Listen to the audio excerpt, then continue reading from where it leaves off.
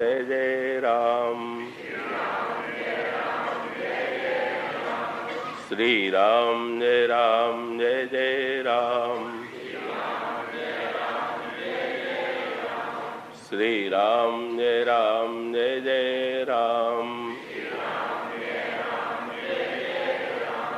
श्री राम जय राम जय जय राम। श्री राम जय राम जय जय राम। बोलिए सियावर रामचंद्र महाराज की जय। श्री गुरु चरण सरोज रज निज मन मुकुर सुधार। वरणो रघुवर विमल यश जो दायक फल चार। सियावर रामचंद्र की जय। बरबस राम सुमंत्र पठाए। सुर सर तीर आप तब आए। मांगी इनावन केवट आना। कही तुम्हार मरम मैं जाना। चरण कमल रज कह सब कही। मानुष करनि मूरिक छुअहि। छुअत शिला भई नारि सुहाई। पाहन तेन काठ कठिनाई। तरन्यू मुनि घरनी हुई जाई। बाट परई मोरि नाव उड़ाई। यही प्रतिपालम सब परिवारू। नहीं जानम कछु और कबारू। जो प्रभु पार अवसि गाचहु। मोहि पद पद्म पखारन कहु। पद कमल धोई चढ़ाई। नावन नाथ उतराई चहो।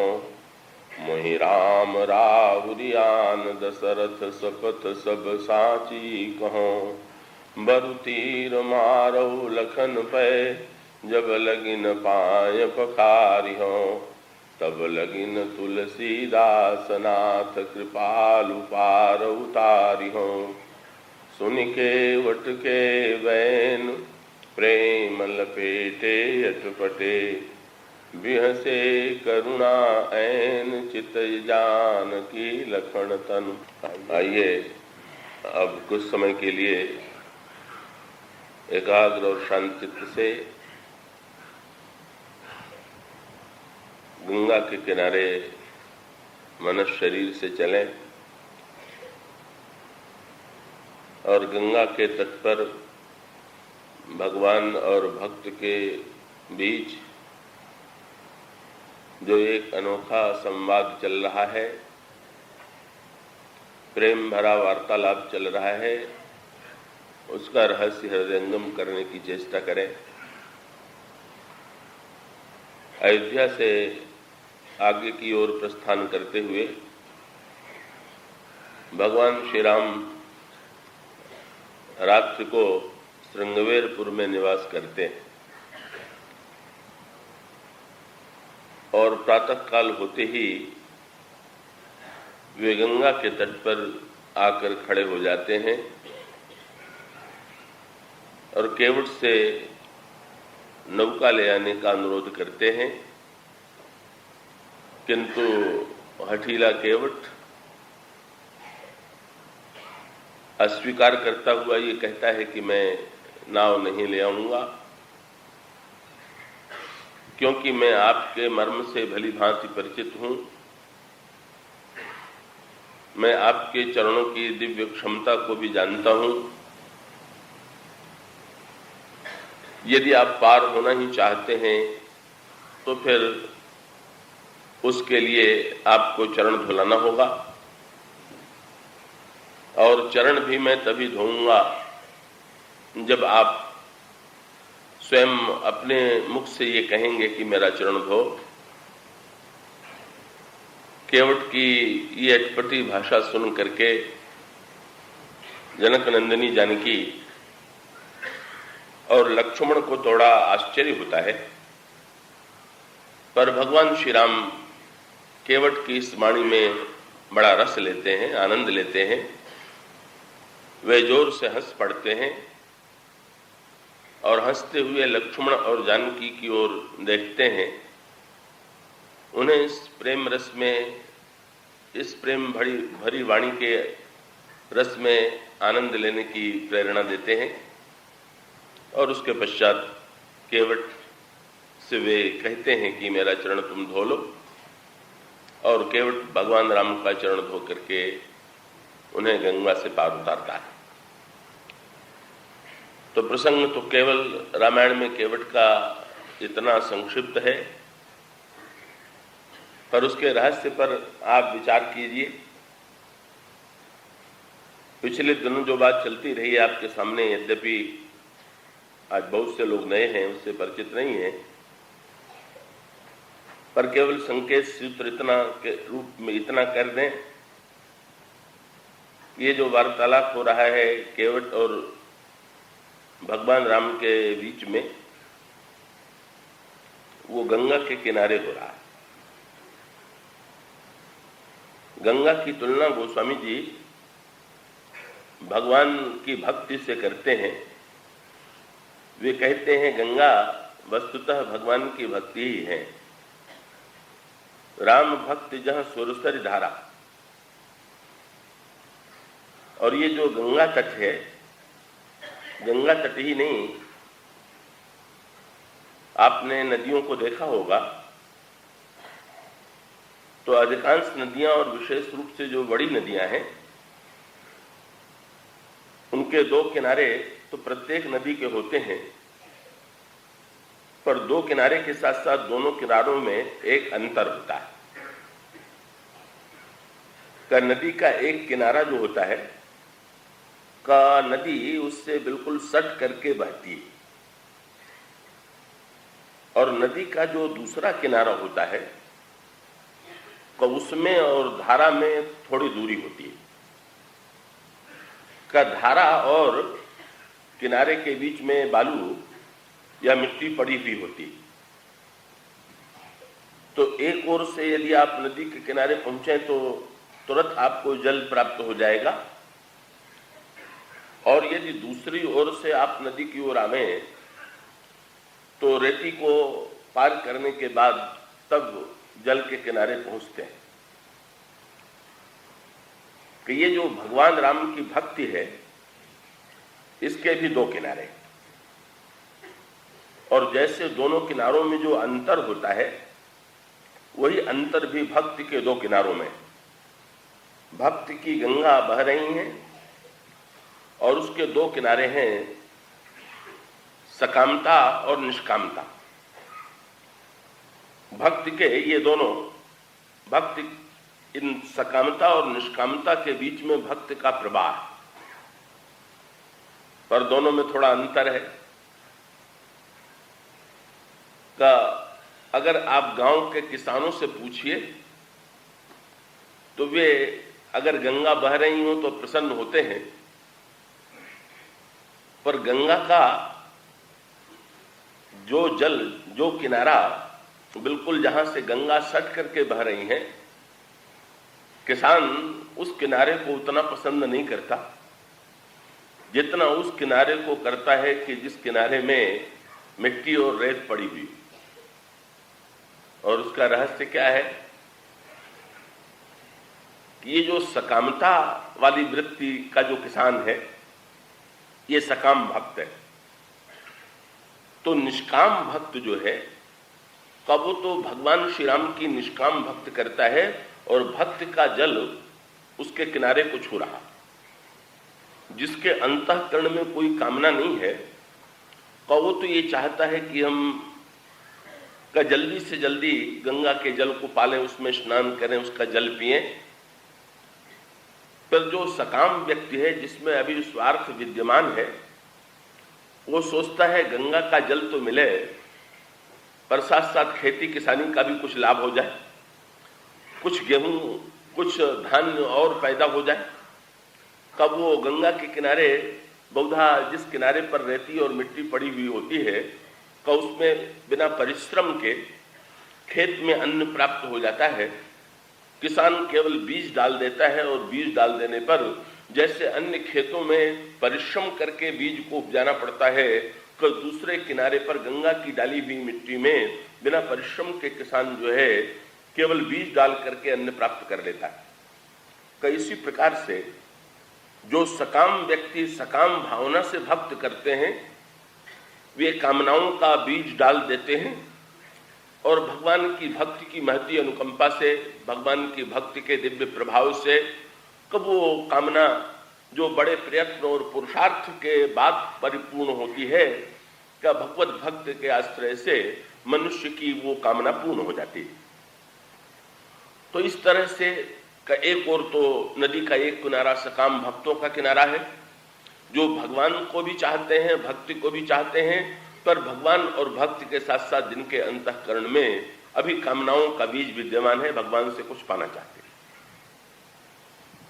कि ये केवट और इनके ये सुग्रीव और विभीषण जैसे भक्त जो हैं, भक्ति गंगा के इसी दूसरे किनारे पर खड़े। भक्ति गंगा का दूसरा तट, इसका अभिप्राय यह है, विभीषण के जीवन में जो भक्ति है, सुग्रीव के जीवन में जो भक्ति है, कब वो भक्ति का रस है, पर भक्त का रस होते हुए भी वहां पर कामना का बीज विद्यमान है। और भगवान श्री राघवेंद्र की कृपा से सुग्रीव और विभीषण की कामना भी परिपूर्ण होती है। कब भगवान ये नहीं कहते कि व्यक्ति को निष्काम होकर के ही भक्ति करनी चाहिए, वे ये स्वीकार कर लेते हैं कि चाहे निष्काम भाव से हो और चाहे सकाम भाव से हो, जो भी मेरी भक्त करता है वो मेरा बड़ा प्रिय है। इसीलिए गीता में भी भगवान जब अपने भक्तों का नाम लेते हैं तो कह देते हैं, चतुर्विधा भजन्ते माम जना सुकृतो अर्जुन आर्तो जिज्ञासु अर्थार्थी ज्ञानी च भरतर्षभ। इसमें जिज्ञासु और ज्ञानी तो निष्काम है और आर्त और अर्थार्थी सकाम है, पर भगवान उन्हें भी स्वीकार करते हैं जो आर्त हैं। सुग्रीव आर्त भक्त हैं, तब विभीषण अर्थार्थी भक्त हैं, और आर्त और अर्थार्थी भक्त जो है सकाम है और भगवान उनकी कामनाओं को पूर्ण करते हैं। और दूसरी ओर श्री भरत, श्री हनुमान जी, श्री लक्ष्मण जैसे परम निष्काम भक्त हैं, कि जिनके अंतःकरण में कुछ भी पाने की अभिलाषा नहीं, कि जिनके अंतःकरण में भगवान का परिपूर्ण प्रेम विद्यमान, का वे भी भगवान को बड़े प्रिय हैं। कि यहाँ तो अनुराग की जो भक्ति की जो रसमयी धारा है वो बिल्कुल किनारे से सट करके प्रभावित हो रही है, क्योंकि उन्हें केवल गंगा जल ही चाहिए, उन्हें कोई अन्न का स्वार्थ उनके जीवन में नहीं। यहां पर जो गंगा बह रही हैं, यहां भी दो किनारे, का केवट किस किनारे पर खड़ा है? केवट में एक बड़ी विलक्षणता, केवट सकाम है कि निष्काम? तो केवट का काम तो बड़ा अनोखा है। केवट तो नदी में नाव चलाता है और वो दिन भर में दोनों नदी के किनारों को छूता रहता है, इस किनारे से ले जाकर के उस किनारे से उस किनारे पर, और उस किनारे से लेकर के इस किनारे पर। केवट की भूमिका बड़ी अद्भुत है, बड़ी अनोखी।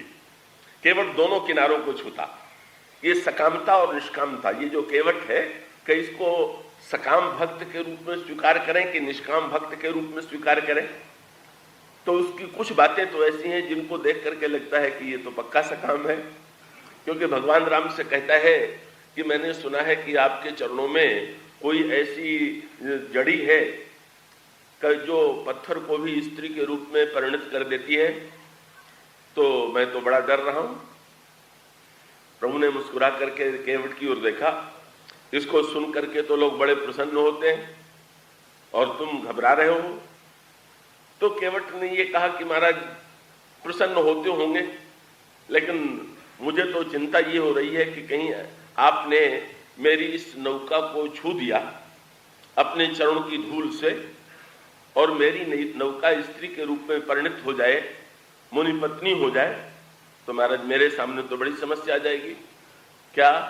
कब बाट पर मेरी नाव उड़ाई, जब नाव नहीं रह जाएगी तो कोई यात्री यहां तो आवेगा नहीं, और यात्री नहीं आवेगा तो इसी नौका के सहारे तो मैं अपना पेट पालता हूं, अपने परिवार की रक्षा करता हूं। तो ऐसी स्थिति में जब मेरी नौका ही चली जाएगी तो मेरी तो आजीविका समाप्त हो जाएगी। फिर महाराज मैं अपने परिवार का पालन पोषण कैसे करूंगा? तो ऐसे भक्त तो बहुत दिखाई देते हैं जो भगवान को पाने के लिए परिवार का भी परित्याग कर दें और सब कुछ छोड़ करके सुख संपत्ति परिवार बढ़ाई सब परिहरी करिहों से उकाई। लेकिन भगवान राम के सामने भी जो परिवार के संकट को इतना महत्व दे कि भगवान से ये कहे कि महाराज मैं अपने परिवार को भूखों मारने वाला नहीं, कि यही प्रतिपालूं सब परिवारू, नहीं जानूं कछु और कबारू। तो ऐसा लगता है कि भाई केवल तो ईश्वर के सामने पहुंच करके भी अभी अपनी परिवार और परिवार के रक्षा की चिंता के लिए निमग्न है, कि इसलिए ये बड़ा सकाम है, इसमें तो बड़ा स्वार्थ है। लेकिन अगर दूसरी ओर देखें तो केवट से बढ़कर के निष्काम मिलना भी बड़ा कठिन है। क्यों? कि एक और तो भगवान से कहता है कि मेरी नौका चली जाएगी तो परिवार भूखों मर जाएगी, तो उसके बाद तो उसको यह भी कहना चाहिए कि पहले उतराई तो तय हो जाए तब न हम आपको पार उतारेंगे। जिसको इतनी चिंता हो अपने आजीविका की, उसको तो पहले से ही तय कर लेना चाहिए कि उसको क्या पारिश्रमिक मिलेगा, क्या मजदूरी मिलेगी, तब वो पार उतारे। लेकिन इतना विलक्षण ये निष्काम दिखाई दे रहा है कि भगवान श्री राघवेंद्र से ये कहता है कि पद कमल धोई चढ़ाई नाव, न नाथ उतराई चाहो। आप निश्चित मानिए मुझे कुछ नहीं चाहिए। जिसे ईश्वर से भी कुछ नहीं चाहिए तो उससे बढ़कर के निष्काम कौन होगा? का उतरने के पश्चात ये वर्णन आता है कि भगवान राम का वो दिव्य मुद्रिका जो विदेह नंदिनी सीता के अंगुलियों में थी, जो बड़ी मूल्यवान मुद्रिका थी, जिसमें जो स्वर्ण और मणि से बनाई हुई थी, जिसमें भगवान का नाम अंकित था। और इसका अभिप्राय यह है कि ये मुद्रिका तो भौतिक दृष्टि से और पारमार्थिक दृष्टि से, दोनों दृष्टि से महान थी। राम नाम अंकित होने से ये परमार्थ की परिदात्री थी, और स्वर्ण और जहां पर मणि विद्यमान हो उसके मूल्य का क्या कहना। लेकिन केवट ने भगवान श्री राघवेंद्र से कब उस मुद्रिका को लेना भी स्वीकार नहीं किया। का इतना अनोखा भक्त है। ये वस्तुतः दोनों किनारों को छूने वाला, निष्कामता और सकामता के दोनों किनारों पर। लेकिन ये खड़ा किस किनारे पर है जरा भी आप समझ लीजिए कि ये केवट जिस तरफ खड़ा है इस समय का वो किनारा निष्कामता की भूमि है। इसका रामायण में संकेत मिलता है। तब भगवान राम को जब केवट ने पार उतारा तो भगवान दूसरे किनारे पर पहुंचे, पर गोस्वामी जी ने कहा दूसरा किनारा अभी दूर है। अभी आपसे मैं कह रहा था कि नदी का एक किनारा जो होता है तो वो तो बिल्कुल तट से लग करके जल बहता है और दूसरे किनारे पर रहती होती है। तो केवट ने भगवान राम को जब पार उतारा, भगवान राम नौका से पार उतरे तो उधर क्या था? उस समझे ने लिखा उतर पार भय सुरसरी रेता। इस पार जो है बालू नहीं थी, इस पार कोई रेत और मिट्टी नहीं थी, इस पार तो बिल्कुल किनारे पर केवट खड़ा था। पर उस पार जो है का बालू और मिट्टी विद्यमान है, और भगवान श्री राघवेंद्र का केवट जो है बड़ी अनोखी भूमिका। केवट खड़ा है, इस समय भगवान श्री राघवेंद्र खड़े हैं निष्कामता के किनारे पर, और उस पार जो है वो सकामता का किनारा। तो क्रम ही उलट गया। क्या? सकामता से निष्कामता की ओर कि निष्कामता से सकामता की ओर? तो भाई साधारण साधना का क्रम तो यह है कि पहले सकामता और बाद में निष्कामता।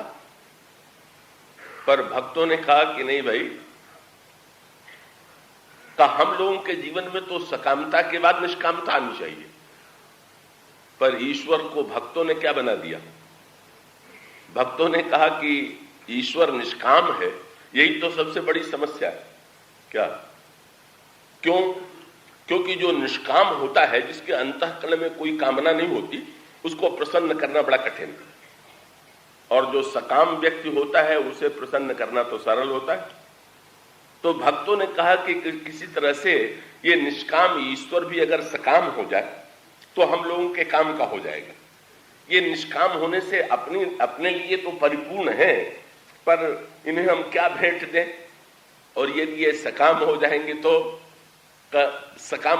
तो इसका परिणाम ये होगा कि हम इनको प्रसन्न होकर के इनको रिझा सकेंगे।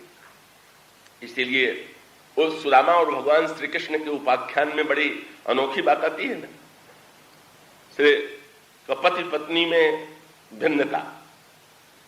पति जो है वो निष्काम है, सुदामा निष्काम है, और पत्नी सकाम है। और श्री कृष्ण की चर्चा बड़े उत्साह से सुदामा पत्नी को सुनाया करते हैं, लेकिन स्वयं दरिद्रता में निरंतर निवास करते हैं। पत्नी जो है उस दरिद्रता से संत्रस्त है, और वो एक दिन सुदामा से अनुरोध करती है कि आप जिन मित्र की चर्चा इतनी अधिक किया करते हैं, जो द्वारिका के अधीश्वर हैं, आप उनके पास जाकर के दरिद्रता का निवारण क्यों नहीं करते? तो सुदामा का पक्ष निष्कामता का है।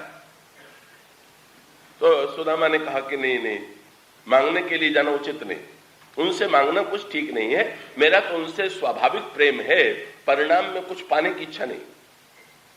पर सुदामा की पत्नी उन्हें प्रेरित करती है, और सुदामा की पत्नी ने जो बात कही उसके सामने सुदामा को हारना पड़ा, क्योंकि सुदामा की पत्नी ने यह कहा कि महाराज, आप जो है परिवार का पालन करने के लिए भिक्षा मांगते हैं, तो जब द्वार द्वार भिक्षा मांगनी ही पड़ती है तो फिर भगवान से भिक्षा मांगने में क्या संकोच है?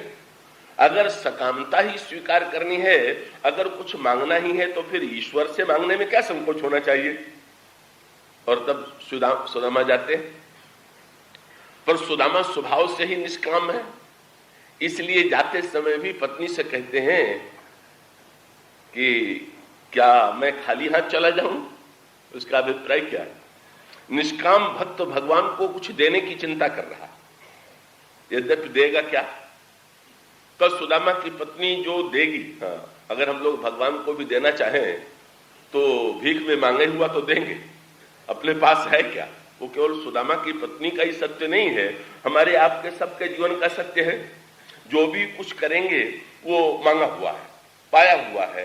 कब वो सुदामा की पत्नी कुछ घरों से चावल एकत्र करके उसे मांगना हो मांग लो। जो धनी दिखाई दे रहा है, जो बड़ा दिखाई दे रहा है, कहते हैं तुम मांगो, क्या चाहते हो, मैं सबसे बड़ा दानी हूं। और इन दोनों प्रसंगों में, केवट प्रसंग में भी और सुदामा के भी प्रसंग में, सुदामा अत्यंत दरिद्र, अत्यंत दीनहीन, और केवट भी भौतिक दृष्टि से समृद्धिहीन। लेकिन दोनों प्रसंगों में भगवान की भूमिका क्या है? कब भगवान का वस्तुतः देने के स्थान पर दोनों प्रसंगों में मांगने वाले के रूप में दिखाई देते हैं। कब वो सुदामा जी से कहते हैं कि कुछ भेंट मुझे दो तो, और सुदामा जब संकोच से नहीं दिखाना चाहते तो भगवान बगल से उनकी पोटली बलात् छीन लेते हैं, कपड़ा फट करके चावल गिर पड़ता है, और उस गिरे हुए चावल को भी ये दैन्य की पोटली थी जिसमें विश्वास की गांठ लगी हुई थी, का ये जो साधना थी सुदामा की, का जो उनकी पत्नी के द्वारा भेजा गया था भगवान का, उस का चावल को खाते हैं, भगवान सकाम से निष्काम से सकाम बन गए। इतने भूखे हैं, अगर ईश्वर भूखा नहीं रहेगा तो उसे हम खिलावेंगे क्या? इसलिए ईश्वर का भूखा रहना तो बड़ा सार्थक है कि ईश्वर को अगर भूख लग जाए, ईश्वर को भूख नहीं लगती, यही तो समस्या है। और भक्तों ने ईश्वर में भूख पैदा कर दिया। कौशल्याम्बा के सामने भी भगवान राम भूखे हो गए, चितई मां तो लागी अति भूखा, बड़ी भूख लगी हुई है। भक्त प्रसन्न होते हैं। ईश्वर अगर भूखा है तो भूख में एक बहुत बढ़िया बात होती है कि भूख में जो दे दीजिए वही अच्छा लगने लगता है। भूख न लगी हो तो बढ़िया वस्तु भी प्रिय नहीं लगती। ईश्वर जब सकाम हो जाता है तो उस गिरे हुए चावल को भी प्रेम से चबाने लगा। और किसी ने कहा कि भगवान इतने प्रेम से चावल चबा रहे हैं, तो भक्तों ने कहा कि भाई का दिखाई तो ये दे रहा है कि चावल चबा रहे हैं, पर सत्य क्या है, चबा क्या रहे हैं? बोले चाउर नहीं चाबो, चाबो दारिद्र सुदामा को। वो तो सुदामा की दरिद्रता को चबा रहे थे, चावल तो दिखाई केवल दे रहा था, और इस प्रकार से उनकी दरिद्रता समाप्त हो जाती है, दैन्य समाप्त हो जाता है। और ये भी संकेत आता है कि भगवान लौटते समय का कुछ भी नहीं देते हैं सुदामा को, इसका अभिप्राय क्या? भगवान कहते हैं कि नहीं मित्र, तुम्हारी निष्कामता की महिमा, तुम तो निष्कामता के कारण न मांगना पड़े मेरे पास आने नहीं चाहते, तो मैं तुम्हें सकाम बना के नहीं लौटाना चाहता। मैं तुम्हारे निष्कामता को आज भी महत्व देता हूं। तुम भाई निष्काम ही बन करके लौटो, अब तो सकाम मैं हो गया हूं, मैं सकाम हूं और तुम निष्काम। भले ही भगवान ने का उस व्यक्ति को जिसने निष्कामता स्वीकार की, पत्नी ने सकामता स्वीकार की, तो भगवान ने अनोखा न्याय किया ना। पत्नी सकाम है और पति निष्काम है, तो सुदामा को विदाई में कुछ नहीं दिया। लेकिन पत्नी सकाम है तो सुदामा के पहुंचने से पहले ही सुदामा की वैभव की उपलब्धि जो है का वो सुदामा को बाद में दिखाई देती है, पत्नी को पहले दिखाई देती है। और सुदामा बड़े प्रसन्न होकर के लौट रहे हैं कि चलो अच्छा हुआ, मैंने नहीं मांगा और उन्होंने कुछ नहीं दिया, नहीं शायद मैं कब भोगों में भगवान को भूल जाता। वे तो निष्कामता के गौरव में ही भूले हुए। और सुदामा के पत्नी की जो सकामता है का वो भी परिपूर्ण होती है, का वो भी परिपूर्ण हो जाती है। ईश्वर जो है का उसकी जो भक्ति है का वो सकाम और निष्काम दोनों को समान रूप से सुख देने वाली है, इसकी ओर संकेत। केवट के प्रसंग में भगवान श्री राघवेंद्र ने यहां पर कौन सी भूमिका बनाई? ये केवट ने जो भगवान राम से आगे चल करके ये कहा तुम्हारा मरम में जाना। और इतना ही नहीं, बाद में जब केवट ने पार उतार दिया तो उतार देने के पश्चात भगवान श्री राघवेंद्र इस संकोच में गड़े। केवट ने प्रणाम किया और केवट ने जब प्रणाम किया तो जैसा केवट के प्रसंग में भी आपके सामने मैंने कहा कि केवट की बात से ये समझना बड़ा कठिन है कि ये सकाम है कि निष्काम। परिवार का रोना रो रहा है तो सकाम है, और दूसरी ओर कहता है मैं नहीं लूंगा। पर भगवान राम ने सोचा कि केवट को कुछ तो देना चाहिए, मुझे पार उतारा है तो ऐसी स्थिति में इसको उतराई तो दें। और जब भगवान राम केवट को उतराई देने लगे तो केवट ने जो उत्तर दिया वो बड़ा सांकेतिक उत्तर था। भगवान राम के मन में संकोच ये है क्या? केवट उतरी दंडवत कीन्हा और प्रभु सकुचे यही कछु नहीं दीना। प्रभु को संकोच है कि मैंने केवट को कुछ नहीं दिया। भक्तों को सुनकर के आश्चर्य होता है। जब भगवान राम ने लक्ष्मण जी की ओर देखा, केवट को मैंने कुछ नहीं दिया, तो लक्ष्मण जी में नहीं मन हंस पड़े, बोले प्रभु आपने जिसको अपना पद दे दिया, चरण दे दिया, आप कुछ देना बाकी है क्या? भगवान राम ने कहा नहीं लक्ष्मण, जिसको आवश्यकता हो, भक्त लोग मेरा पद मांगा करते हैं, चरण मांगा करते हैं, कहीं इसलिए अगर उनको मैं चरण दूं तब तो मेरी उदारता। लेकिन केवट को तो मेरे चरण की आवश्यकता थी नहीं। उसने तो स्पष्ट कह दिया कि अगर आपको जाना हो तो चरण धोने के लिए कहिए, मुझे कोई धोने की गरज नहीं, मुझे कोई चरणों की आवश्यकता नहीं। अगर आप नहीं जाना चाहते तो आप चरण न धुलाइए, आप इसी पार रहिए। तो लक्ष्मण, जब केवट को चरणों की आवश्यकता नहीं है तो उतराई के साथ साथ चरण धुलाई और देनी चाहिए। कि ये तो लगता है कि दोहरा कार्य इसने किया, इसलिए अब तो मेरे ऊपर बड़ा भारी भार चढ़ गया।